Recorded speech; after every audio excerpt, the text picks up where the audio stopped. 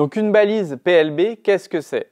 C'est une petite balise comme ça. Ici, on a la balise FastFind 220 McMurdo et ici, on a la balise SafeLink Solo Canad.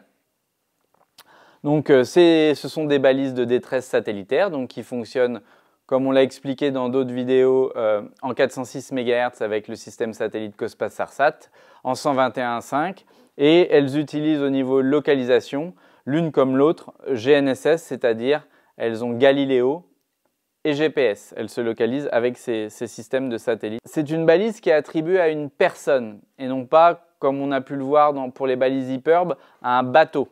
Donc elles arrivent avec un numéro de série et en fait l'utilisateur, faut qu'il aille sur le site du CNES où il y a un portail, il crée sa fiche, il renseigne son nom, prénom, date de naissance, son adresse, les personnes à appeler en cas d'urgence et il enregistre sa balise pour lui-même.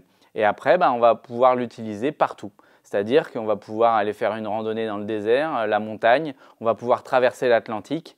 Voilà, elle va marcher comme une balise Hyperb qui est plus importante, mais elle est attribuée à une personne. Une balise Hyperb, elle, numéro MMSI à l'intérieur, est attribuée à un bateau. Quelle différence on va avoir en plus de ce codage? On va avoir la taille, on a vu qu'une balise Hyperb c'était plus gros, donc qui dit balise plus grosse dit batterie plus grosse. Donc sur sa durée de vie, à la fin de sa durée de vie de batterie, elle doit émettre un minimum de 24 heures, alors qu'une balise Hyperb, ça va émettre à la fin de la vie de la batterie, ça doit émettre 48 heures minimum.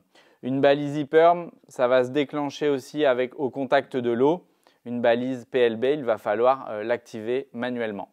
Mais sinon, on a le même fonctionnement satellitaire. Ces balises PLB, McMurdo et Canad, on peut aussi venir les installer dans les gilets Crewsaver qui sont validés avec ces balises-là à l'intérieur.